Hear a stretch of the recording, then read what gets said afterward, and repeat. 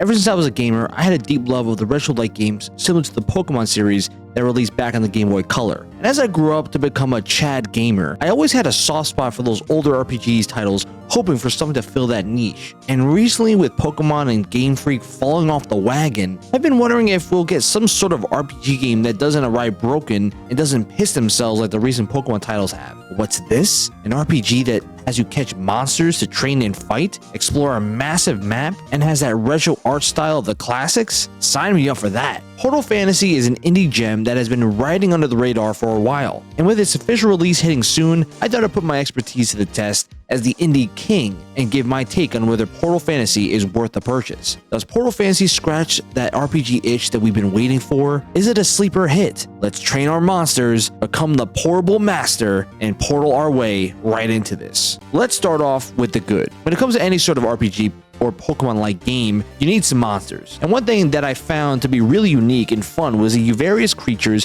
and portables that you can catch in Portal Fantasy. At launch, there will be 100 different creatures that we can catch with 6 different types, each with its own strengths and weaknesses. Similar to most RPGs, there's strategy, fire beats Gaia, water beats fire, yeah, you pretty much get it. What makes the game unique is that each portable has their own personality traits that change the way that you level up and power up. That gives you kind of a unique strategy to use when fighting against other portables. Your portable may be combative, which gives it more offensive skills, and their stats are centered around attack power. Or they might be patient, which focuses on their defensive skills and stats. Or they might even be a dweeb, which means their gooner stats are off the charts. So you need to be smart on which portable you bring to battle. When you head to a forest level, you may want to stock up on fire-based portables, or you could have a caveman brain like me and head to a desert level with a bunch of fire portables and some Gaia ones, where it just makes your life way more difficult. And I'm sure you might be asking, Mars, is this just another Pokemon clone that's just really close to just copying Pokemon designs from the past and then repasting them like they're using ChatGPT, or what I would call following the Pal World method? But no, the portables are unique and each have their own designs that come off as not just a rebrand, but actual creations that are pretty cool. Would I love to have more than just 100? Of course. But the bottom line here is that they have a lot of different variants of portables, and I think it's great that you can strategize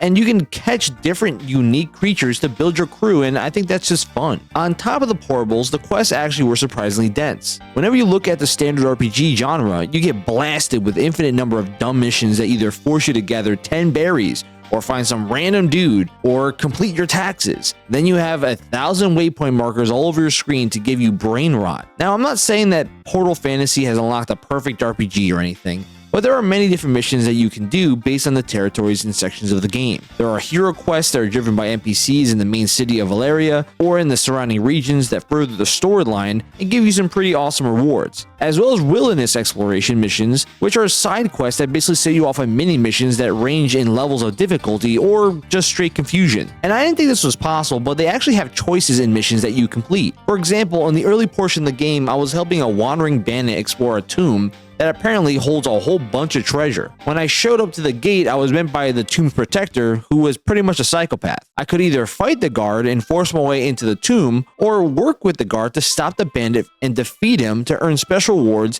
and loot for helping him. I mean, this is great. Even the small missions like this do give you various ways to play, and I've always been a fan of that. There's always an appreciation for actually having things to do in a game that actually gives you benefits for actually completing the work. For every mission, you earn valuable rewards, whether it's money or fusion materials that can boost your characters. This isn't going to change gaming, but for a smaller studio to develop this level of mission design does set itself apart from other games similar in genre, and it's pretty impressive. As much as we can get hyped with the portables, we need to focus on the gameplay. Gameplay is a massive driver of any RPG, and just like the classic Pokemon games, this is a turn-based RPG. This is a little more simplified compared to some other RPGs I played, but the room to grow does give me hope for the full release of the game. You basically have a straightforward attack, defend, and special attacks. But the cool part about this method of gameplay is that you actually gain special points by succeeding in defending attacks or completing basic hits. And after you charge up your character's special points, like you're building up the power levels so you can hit a final flash, you can actually drop special moves like a fire blast, stone battering rams, bullet leaves. I mean, some are pretty damn cool. You have a total of 3 special moves in your first stage of your portable's life until you reach the next shrine, which then you can level up your character, which opens up more available upgrades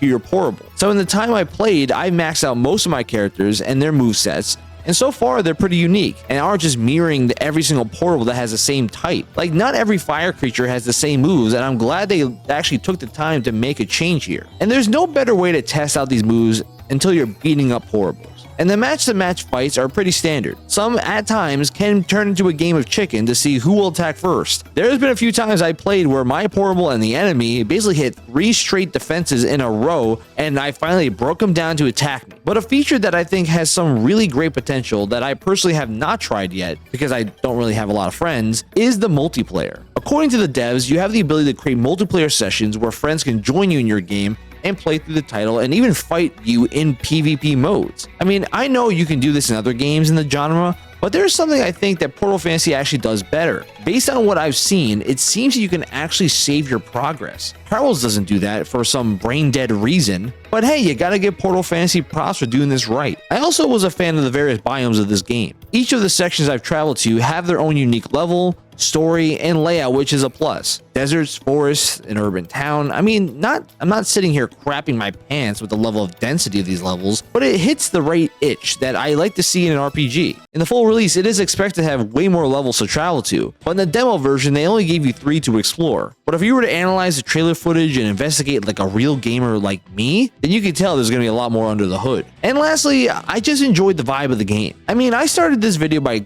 clearly stating that I love the retro art style. It gives off the Dave the Diver or Sea of Stars or Pokemon Yellow feeling, and all those games were bangers. But I think that most games out there overlook this feature, and I consider it to be one of the most important aspects of any game, and that is the music that is tied behind it. Listening to game music is one of my favorite pastimes, and you can say I'm sort of a connoisseur of gaming tunes. So when I jumped into Portal Fantasy, I felt a sense of joy knowing that they dropped some solid tracks for this game. It kind of gives off that Legend of Zelda vibe of being a sort of fantasy game with some flutes and guitar and whatever hell instruments that usually give off that medieval vibe. And each area has its own song, which tells me that the devs were actually trying to establish a sense of tone for each area that you explore. I mean, I wasn't sitting there hitting the gritty or anything when you change different levels, but at least I did find myself bumping to the music as I did go from area to area. When you have a good soundtrack in the game, the details really stick with you. Definitely a thumbs up from me. But you know what else you can do with a thumbs up? Throwing it on this video and hitting a sub button if you like the video so far. What do you think a turn-based RPG needs to be considered good? Drop what you think in the comments below. Now let's jump back into the video. So even though I felt the experience with Portal Fantasy was pretty solid, I do need to talk about the bad. I mentioned this earlier, but when I played,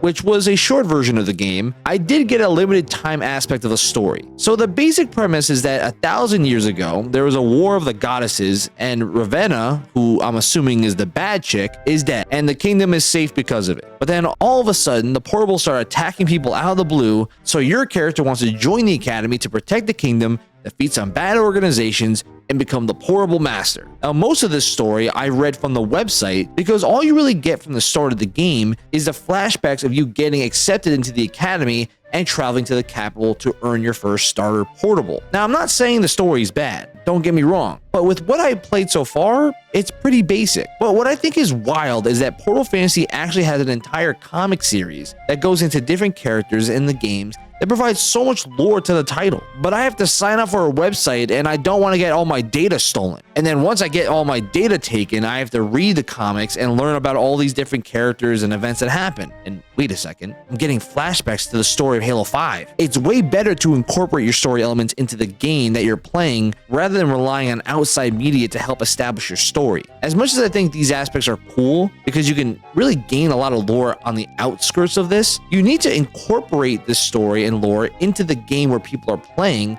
so they can learn about it directly. As much as I think these aspects are cool because you're creating an interesting lore to a story for people to play, it's such a better chance of people really absorbing that story if they get to play it for themselves. Because in the area that I played to in the demo, I was actually kind of gaining momentum in this new story development. Then all of a sudden, I touched the door of the shrine and it sent me back to the home screen. What? Why? Why? Maybe I'm just being ignorant and the rest of the game expands on the story to a high level, and I don't doubt the story does probably pick up in the next part of the game, but what I've seen so far is pretty limited. Now, we all know in this era of modern gaming, bugs will always occur. And yes, this game has some bugs that caused me some major heartburn. There were some crashes where for some reason at the same piece of leaf I walk over, my dude has an instant heart attack and I hit game over, where I have to turn off my computer, restart Steam, jump back on, then cry when I walk back over the same leaf. And granted, I was able to play through the game and I found a way to avoid that leaf, but there were times where there was little mishaps, like platforms didn't register that my dude jumped or walked on them, and instead it looked like I was walking off the cliff. And maybe I'm just a herb and didn't hit the jump button fast enough, but there were several clips where it looked like I was just walking off a cliff like a caveman. I'm sure by release a lot of these bugs will be fixed, but at the time of me playing, there were some aspects that definitely need to be adjusted. And lastly, this may be controversial, but I feel like this game had a very limited way of directing you through the game. Outside the first tutorial and learning how to walk left and right and the basic fighting mechanics, which is pretty solid, other than that, they gave you the good old get the hell out of here. Like literally zero guidance on other mechanics of the game. And I'll give you an example. I'm an experienced gamer. I have a freaking YouTube channel for this. Just for some context. There's a part of the game where you unlock a shovel. Yes! Oh yeah, it's time to find some treasure. But how do you use it? Is there a button I have to press? No. Do I have to move it into my inventory screen? I guess it's just not moving. What the hell? Why the hell can I do this? And maybe I'm just dumb and I can't understand the basic premise of actually accomplishing this. But you know what maybe would have helped? If you give me a freaking guide of how the hell to do this. I unlocked the shiny shovel. There's a quest that tells me, hey, go find this treasure that's near my house. And I'm sitting there walking around the grounds like I'm a stalker, trying to find this treasure chest, clicking all these buttons all over my screen, and nothing's working. But let me be clear. I'm not saying I want markers all over my screen like some other RPGs do. I mean, I'm not trying to have a seizure with all the flashing lights everywhere. But yeah, it would be great to get some sort of adjustments to this. So when I look at Portal Fantasy, it has both positives and negatives. The reemergence of a creature-catching RPG is long overdue, and I was happy to see that Portal Fantasy came up with a unique idea while also referencing a classic genre of gaming I grew up on. The portables are awesome, the quests feel rewarding, and the overall vibe just fits exactly what you want from an RPG. There are some concerns in the time I played with the lack of story depth so far, and in minor bugs which clearly need to be adjusted. But with the release of Portal Fantasy close to the horizon, I'm excited to see the game fully release and throw themselves into the RPG battlefield. Based on the demo and hours I pumped into it, I'm giving this game a 7 out of 10, and a Marsman Gaming mixed bag accolade. In its current state, the game has plenty of potential. The story is limited in what I've seen so far, but the core aspect of the game is really fun. Gameplay is enjoyable, and exploration gets me feeling like the old days of the classic generation. You can definitely tell that the devs really appreciate the classic games, because even in their bio, they stated that they really were going for a 90s vibe of classic video games. And it shows. And if you like the vibe of the past, I would recommend trying out the game, and I'm sure you'll enjoy it. If it releases bug-free and includes all the content at launch, I have a feeling a lot of people will like Portal Fantasy. I've already swore that I would be the portable master of the world, so I guess I'll see you on the battlefield. But are you excited for Portal Fantasy? Let me know what you think in the comments below. If you like this type of content, hit a thumbs up and subscribe to support the channel. And if you're a fan of indie games, we put out a few reviews of indie titles, but so far my favorite is Dave the Diver. Go check out the video in the end screen. Until next time, this is Marsman signing off. Game on.